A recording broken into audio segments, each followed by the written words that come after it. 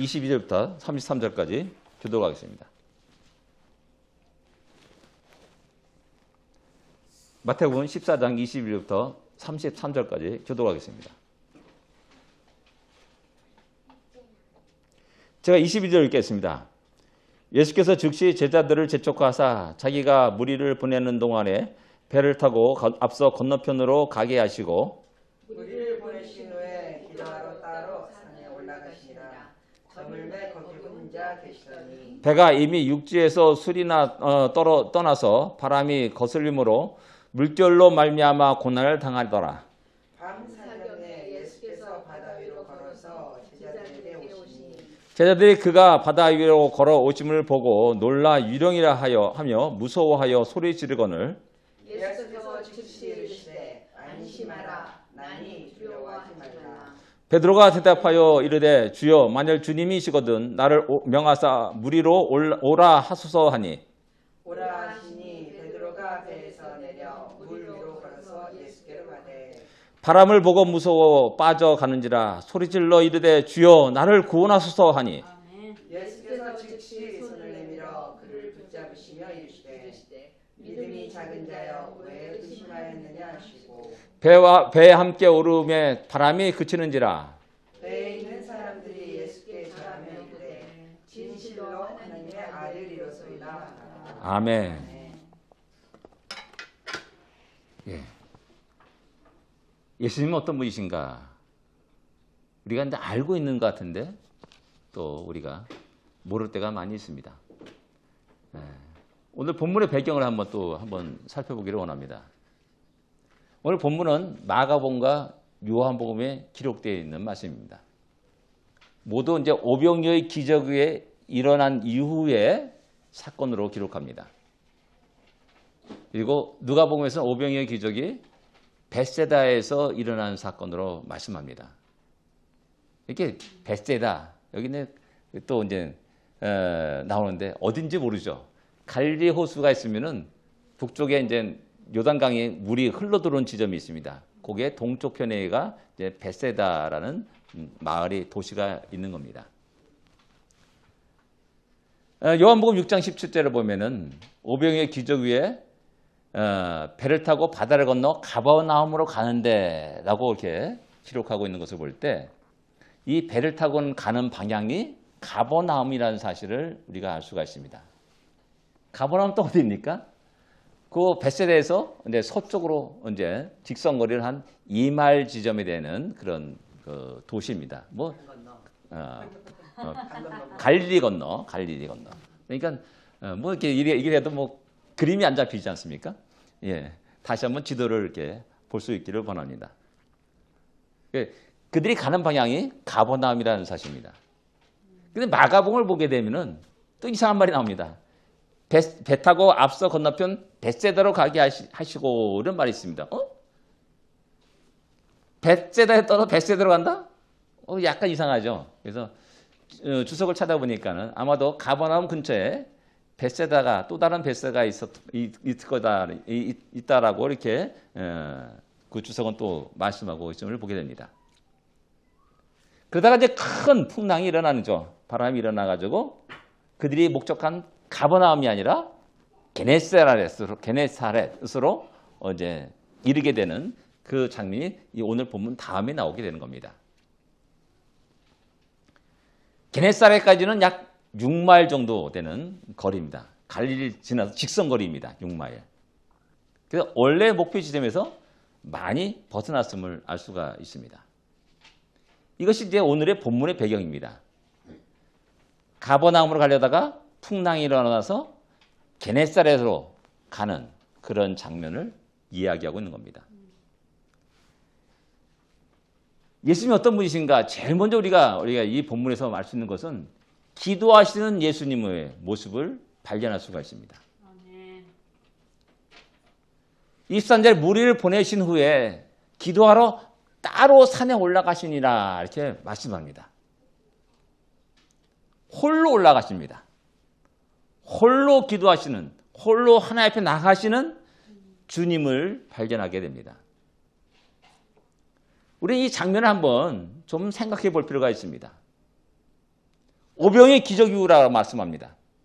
놀라운 기적이 일어났습니다. 모든 사람들이 깜짝 놀랐습니다. 인기가 폭발합니다. 이 인기를 잘 활용하게 되면은 나라를 뒤엎을 수도 있고요. 또 당신의 목적을 쉽게 이뤄갈 수도 있습니다. 그래서 그 사람들을 선동해서 그 사람들을 이끌어가는 것이 아니라 그 사람들을 떠나서 혼자 하나님 앞에 나가고 기도하였다는 사실을 우리는 깊이 생각해야 됩니다. 요한복음은 이 백성들이, 그 사람들이 임금을 삼으려 줄 알고 혼자 산으로 떠나가셨다라고 말씀합니다. 성부 하나님께 우리 주님이 나가신 겁니다. 자, 우리는 우리 인생에서 아주 위대한 일을 행할 때 우리의 모습은 어떠합니까? 위대한 업적을 이뤘을 때 우리 일반적인 모습은 어떠합니까? 2002년 월드컵 때 우리 대한민국에 진짜 기적의 역사가 있었죠. 4강의 역사. 모든 사람이 막 난리쳤습니다. 난리쳤죠. 글쎄, 그런 속에서 조용히 하나님께 나가고 기도하는 사람은 과연 얼마나 되었을까라는 것을 생각하게 됩니다. 우리 일반적인 사람들은 이런 큰 일을 행했을 때, 업적을 이뤘을 때 영광을 받으려고 하는 그런 유혹을 받게 됩니다. 이때가 가장 위험한 때라는 사실을 우리는 기억해야 됩니다. 우리 주님은 전혀 그러한 모습을 우리에게 보여주지 않는다는 사실입니다. 너무나 큰 기적, 수많은 사람이 깜짝 놀란 기적, 그것을 위해서 수많은 사람들이 임금을 삼으려고 하는 그때에 그들을 떠나서 홀로 산에 올라가셔서 하나님 아버지께 기도하는 우리 주님의 모습을 우리에게 보여주고 있는 겁니다. 만왕의 왕이신 우리 주님도 기도하셨습니다. 그런데 우리가 어떻게 기도하지 않고 우리의 삶을 살아갈 수 있냐라는 겁니다. 오병이의 기적을 베푸신 주님도 기도하셨습니다. 근데 우리가 뭐라고 기도하지 않고 우리의 인생을 살아갔냐라는 겁니다. 죽은 자를 살리신 주님이 기도하셨습니다. 병든 자를 고치신 주님이 기도하셨습니다. 근데 우리는 어떻습니까? 너무나 용감하게 기도하지 않으면서 우리의 인생을 살고 있지 않습니까? 이것이 얼마나 무모한 일인지를 우리는 알아야 됩니다. 이것이 얼마나 교만한 일인지를 우리는 알아야 합니다. 우리는 겸손히 주님 앞에 무릎 꿇고 기도하는 모습, 주님을 더 의지하는 모습, 주님께 영광을 돌리는 우리의 모습이 있어야 됩니다. 또 우리는 여기서 생각할 수 있는 것은 뭐냐면은 예수님이 기도하는 장면과 배에서 바람 때문에 큰 고생을 하는 제자들의 모습을 한번 비교해 볼 필요가 있습니다. 예수님이 홀로 하나님 앞에 나가서 기도하는 그때 동시에 다른 곳에서는 제자들이 바람 때문에 아주 너무나 고생하는 그런 장면을 오늘 본문은 우리에게 이야기해 주고 있습니다. 이 시간이 사경이라고 말합니다. 사경때라고 말합니다. 사경때라면은 오전 3시에서 6시까지의 그 시간을 말합니다. 오병의 기적이 저녁 때 이루어졌으니까 일경때입니다. 일경때는 6시부터 9시까지 말합니다. 저녁 6시부터 9시까지. 사경때는 새벽 3시부터 6시까지. 그러니까 길게는 한 10시간, 6시부터 6시간, 12시간이죠. 짧게는 6시간을 할 수가 있습니다. 9시부터 3시까지 6시간입니다. 그 시간 동안 주님이 기도하셨고 정반대로 제자들은 그 바람 때문에 파도 때문에 그 수많은 고생을 하고 있다는 겁니다. 또 이제 요한복음은 이 장면을 어떻게 말하고 있냐면은 노를 저어 심리어리쯤 가다가라고 기록합니다. 노를 저었다. 노를 열심히 저은 겁니다. 바람이 막 불고 풍랑이 일어나고 파다고 치는데 살아보겠다고 그냥 제자들이 열심히 노를 저어서 육지에 돌아가려고 엄청나게 애를 썼다는 사실입니다. 죽을 힘에 다하여서 젖먹던 힘을 다하여서 그 고난을 벗어나려고 하였다는 모습을 우리에게 보여주고 있습니다. 우리가 잘 알다시피 제자들은 갈릴리 바다의 전문가입니다. 또 배를 운행하는 데 또 전문가이기도 합니다. 뭐 배에서 살았고 바다에 갈릴리에서 살았으니까요. 인간의 어리석음이 여기 납니다. 인간은 어려움을 당하고 힘든 일을 당할 때, 고난을 당할 때 자신의 경험과 지식과 힘으로 그 난관을 헤쳐가려고 하는 본능이 일어납니다. 이게 주님이 기도하는 모습과 바다에서 풍랑 때문에 고난하면서 배를 막 육지로 가려고 하는 그 모습이 딱 대비되는 겁니다. 이런 전문가들은, 이런 지식 있는 자들은, 경험 있는 자들은 하나님 앞에 엎드리기보다는 본능적으로 자신의 경험을 의지하고 자기의 지식을 의지하고 자기의 능력을 의지하는 경영이 있습니다. 열심히 살아갑니다. 뭐 열정을 가지고 살아갑니다. 죽을 힘을 다해서 살아갑니다. 이런 모습은 바로 오늘 이 시대를 살아가는 우리의 모습이기도 하다는 사실입니다.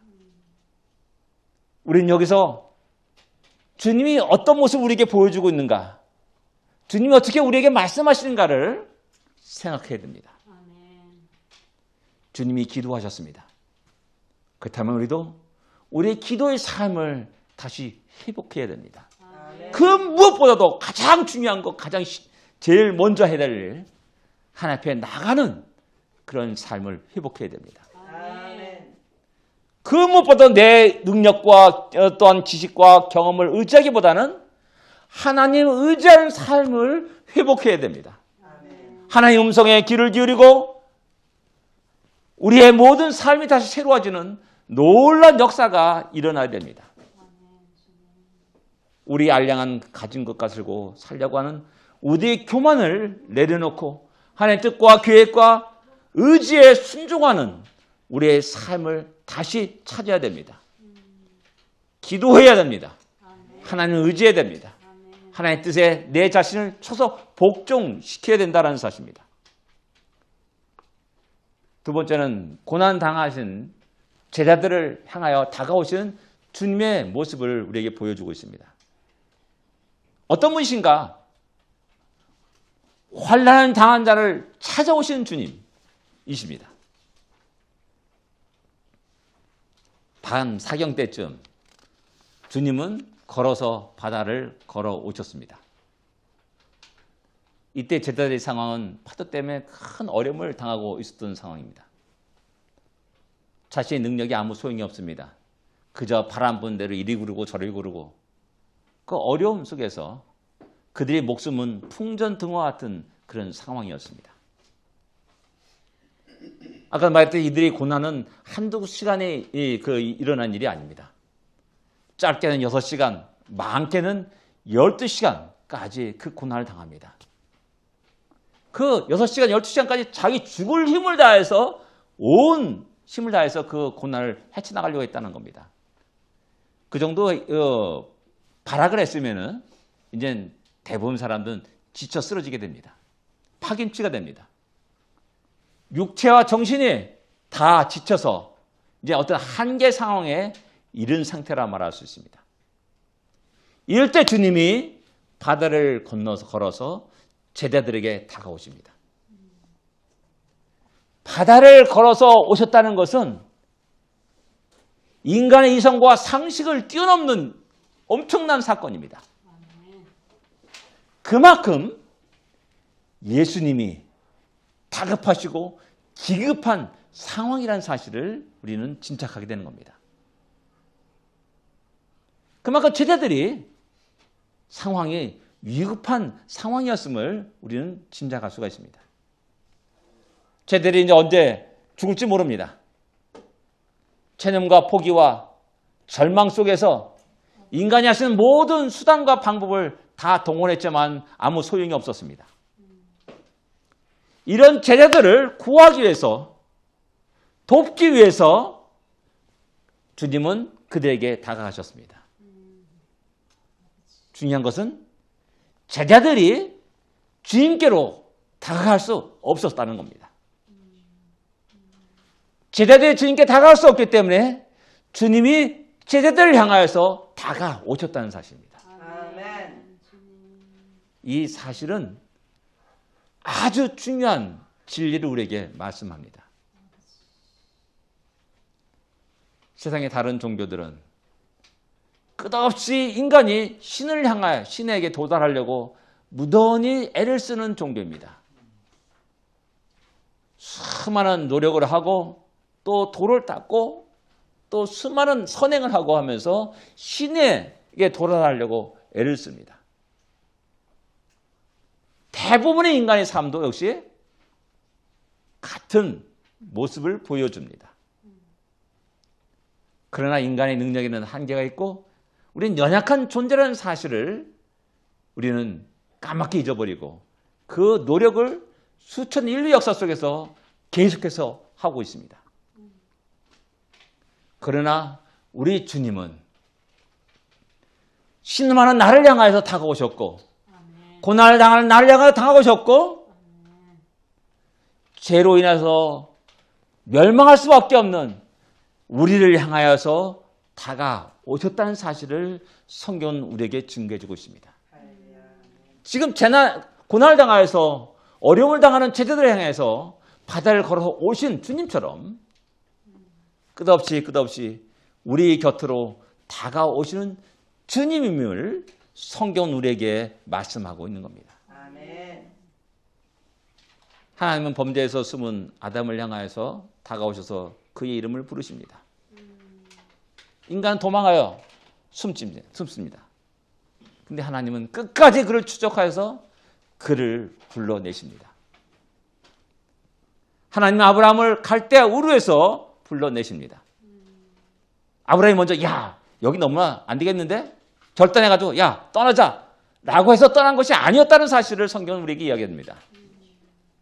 하나님이 아브라함이 나타나서 너는 본토와 친척과 아비집을 떠나라 라고 말씀합니다. 그때서야 비로소 아브라함은 발걸음을 옮깁니다. 야곱이 형 에서를 만나기 전에 너무나 두려움이 커서 가족들을 야복강에 다 건너보내고 혼자 야복강을 거닐었습니다. 그때 하나님이 그에게 다가오십니다. 그리고 그와 씨름하십니다. 그를 만나주시는 겁니다. 이런 예들은 성경에 수없이 나타납니다. 우리가 먼저 하나님을 사랑한 것이 아니라고 성경 말합니다. 하나님 먼저 나를 사랑하셨다라고 말씀합니다. 아멘. 이것이 우리 기독교가 세상의 다른 종교와 다른 모습입니다. 아멘. 끝없이 하나님은 죄인된 우리를 찾아오시고 다가오시고 우리를 부르시고 우리를 구원하십니다. 신음하고 탄식하는 우리를 향하여서 찾아오시고 또한 말씀하시고 우리를 설득하시고 우리를 다시 불러내십니다. 아멘. 두려움과 걱정과 근심 속에 살아가는 우리에게 늘 언제나 다가오시는 주님이심을 우리에게 소개해주고 있습니다. 우리가 믿음을 가지고 살아가는 것 이것 자체도 역시 마찬가지입니다. 우리의 믿음을 지킬 수 있는 많은 능력이 없습니다.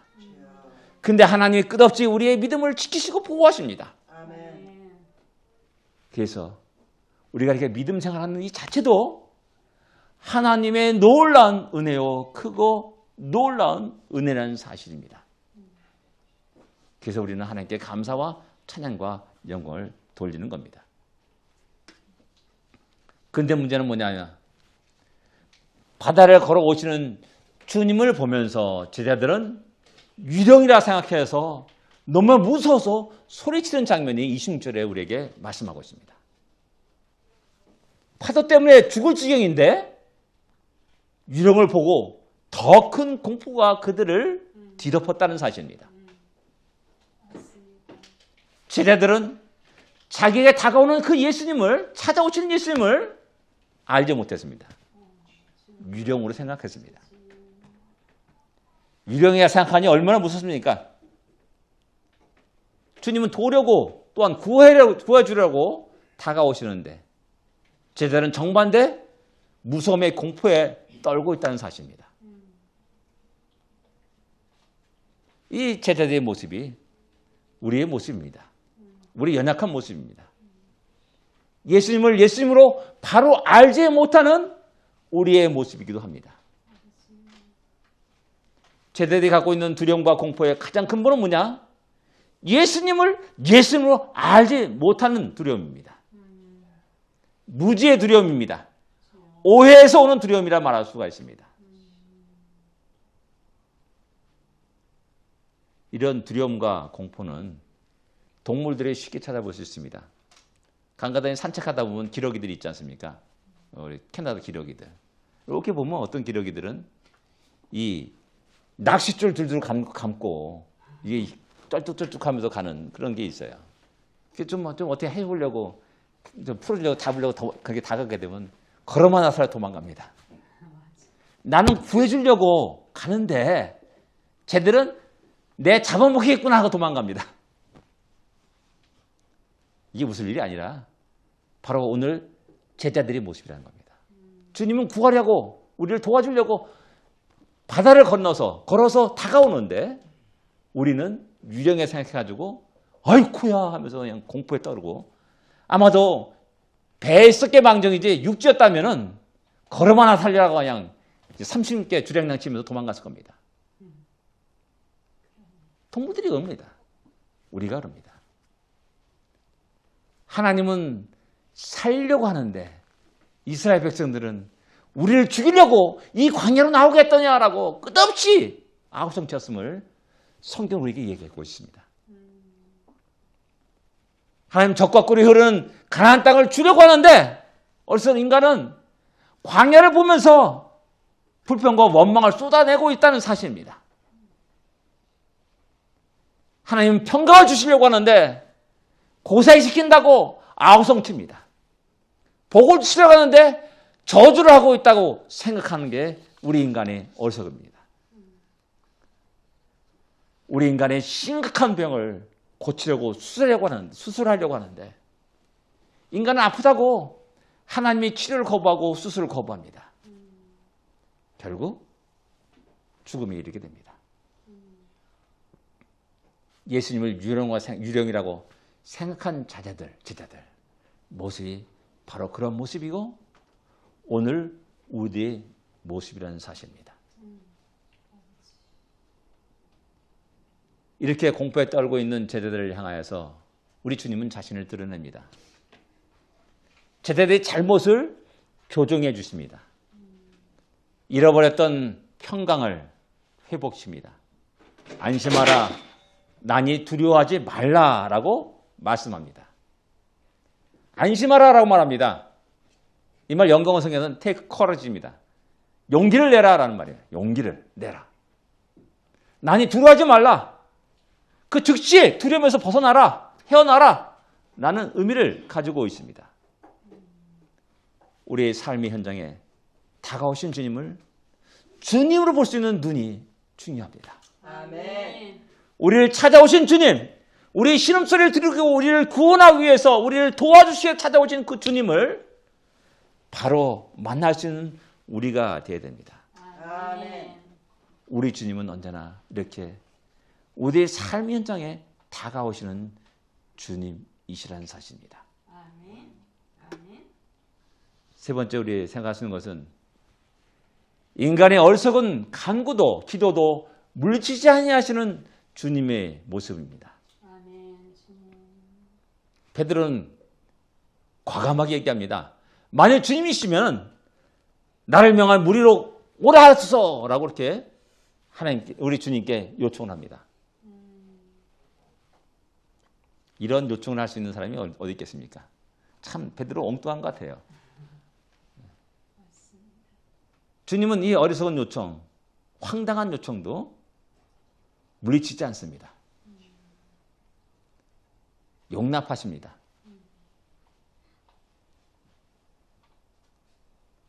베드로에게 엉뚱한 요구는 어느 누구도 생각지 못하던 요구라고 할 수 있습니다.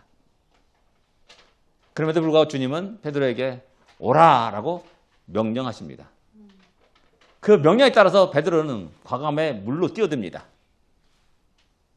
그리고 놀랍게도 그는 물 위를 걷게 됩니다. 인류의 최초의 전에도 없었고 후에도 없을 너무나 엄청난 기적 역사, 물 위를 걷는 사람이 됐습니다. 앞으로도 없을 사건의 주인공이 된 겁니다. 지금이라면 뭐 난리 쳤겠죠. 전 세계 방송망을 통해 TV 통해서 신문을 통해서 모든 언론 매체를 통해서 유튜브를 통해서 전 세계에 그 장면이 소개되었을 겁니다. 근데 베드로는 물 위를 몇 발짝 걸었을까요? 성경은 얼마 못 가서 물에 빠지고 말았다라고 기록하고 있고 그가 주여 나를 구원하소서라고 소리쳤다는 사실을 말씀합니다. 이 장면에서 우리는 무엇을 알 수가 있습니까? 이 기록은 우리에게 무엇을 말씀합니까? 우리는 우리 힘으로 주님께 다가갈 수 없다는 사실입니다. 몇 발자국은 갈 수 있습니다.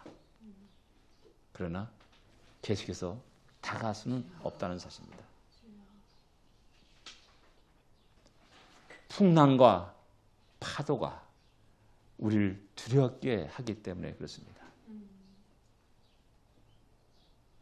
예수님께 다가가려는 마음과 결단 있는 반면에 나의 현실 속에 끝없이 일어나는 여러 가지의 문제가 우리를 계속해서 그 주님께 다가가지 못하게 합니다. 그리고 그 어려움, 고난 속에 푹 빠져가지고 헤어나지 못한다는 사실입니다. 우리 자신들의 이 연약함은 끝없이 우리로 하여금 우리를 흔들립니다. 끝없이 염려와 근심과 걱정을 가지게 하고 두려움을 갖게 합니다. 또한 포기하기도 하고 또한 무릎을 꿇게도 하고 우리 자신이 어쩔 수 없는 인간이 밖에 없다. 연약한 존재일 수밖에 없다며 스스로 자책하는 그런 경향도 있음을 알 수가 있습니다. 그러나 자책할 필요가 없습니다.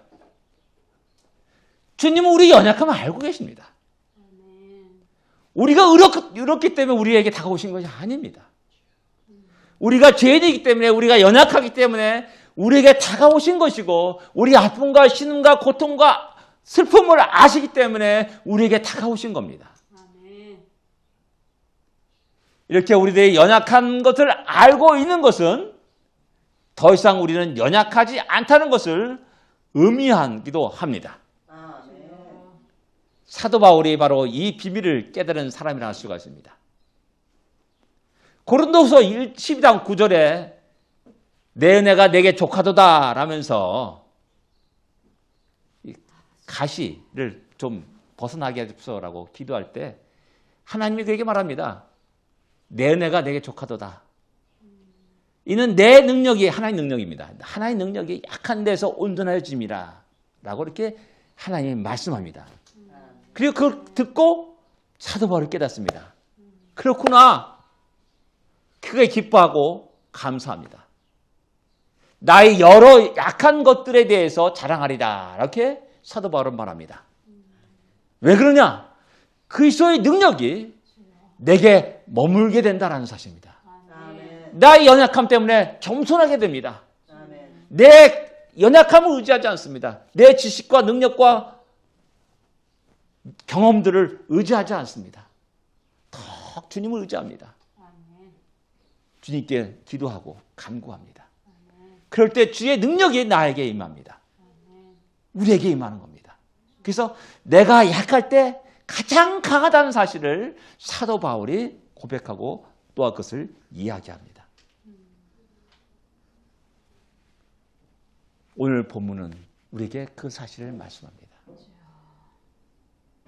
잠시 잠깐 믿음으로 탁 뛰어내려가지고 두 발짝 세 발짝 딱 걷는 순간에 웬걸 파도가 치면서 그냥 허리를 탁 치고 그러니까 둘이서 푹 빠져가지고 나 살려줍소라는 그런 베드로의 모습. 그 베드로의 모습을 보면서 주님이 기꺼이 손을 내뻗어서 그를 잡아 올리시는 주님의 모습을 오늘 본문은 우리에게 소개하고 있는 겁니다. 오늘 본문은 분명하게 예수님이 전능하심을 우리에게 말씀하고 있습니다. 예수님이 그냥 평범한 인간이래 아니라는 사실을 우리에게 말씀합니다. 예수님이 얼마나 큰 사랑과 은혜를 가지고 우리에게 다가오셨는지를 말씀합니다. 그리고 믿음이 적은 자여 왜 의심하느냐라고 말씀합니다. 이 말씀이 책망이겠습니까? 아닙니다. 우리 인간의 연약함을 불쌍히 여기시는 주님의 모습을 우리에게 이야기해 주고 있습니다. 그런 실수와 잘못을 범하지 않기를 바라는 주님의 마음이 그 안에 담겨 있습니다. 내가 너희 곁에 있지 않느냐? 왜 의심하느냐? 왜 믿음이 없느냐? 다시 나를 바라보라 라고 끝없이 우리에게 말씀하고 있는 겁니다. 의심하느냐라는 이 말씀은 이중적으로 생각하다라는 그런 의미를 가지고 있는 단어입니다. 한편으로는 예수님께 다가가지만은 한편으로는 발밑에서 출렁거리는 파도와 바람을 보면서 두려움과 공포 속에 빠지는 그 모습을 우리에게 소개해 준 아주 적절한 말이 의심하느냐라는 이 단어입니다. 나그네를 살아가는 우리들의 모습이기도 합니다. 이 땅에 살아가는 연약한 우리들의 모습이기도 합니다. 이것을 알고 있는 자라면 내 힘과 능력과 지식과 경험을 의지해서 살지 않습니다. 우리에게 다가오신 주님을 바라보며 그분을 의지하고 그 손을 붙잡습니다. 아멘. 이 사건을 통해서 제자들은 예수께 절하면서 진실로 하나님이 아들이로소이다 라고 고백을 합니다. 절하며 이렇게 말씀하고 있습니다. 이 말씀을 킹제임스나 NIV나 NAS, New American Standard 버전에서는 다 모두 워십 더 힘이라고 이렇게 번역되어 있습니다. 실제 헬라어도 프로스키네오라는 단어입니다. 이 단어는 경의를 표하다, 경배하다, 절하다, 예배하다는 단어입니다. 그런 의미를 갖고 있는 단어입니다. 유일신 사상에 푹 젖어 있는 유대인들이 하나님 외에 다른 어떤 인간에게 절하거나 경배하거나 예배한다는 것은 상상도 할 수 없는 일입니다. 근데 제자들이 예수께 절하고 진실로 하나님이 아들이로소이다 라는 그런 고백을 하고 있다는 사실입니다. 아멘. 그 이후에 이제 16장에 주는 그리스도시요 살아계신 하나님의 아들심을 베드로는 고백하고 있는 것을 볼 수가 있습니다. 이 사건을 통해서 제자들은 내가 믿고 의지하고 따르는 그 예수님이 어떤 분이신지를 너무나 명확하게 분명하게 알게 되었다는 것이죠. 아멘. 그리고 그 자신들의 믿음을 더욱더 견고하게 하며 주님을 따랐을 것이라는 사실을 우리는 알 수가 있습니다. 예수님은 어떤 분이십니까? 기도하시는 분입니다. 예수님은 어떠신 분입니까? 어려운 일을 당하는 자를 향하여서 다가오시는 주님이십니다. 예수님은 어떤 분이십니까? 어디서 요청이나 기도에 대해서도 물리치지 아니하시고 들어주시고 응답해 주시는 주님이십니다. 아멘. 예수님은 어떤 분이십니까? 그분은 메시아시오 하나님의 아들이시라는 사실입니다. 아멘. 그 앞에 우리는 무릎을 꿇고 엎드려 경배하며 모든 찬양과 영광을 그분께 돌려야 됩니다. 아멘. 기도하겠습니다.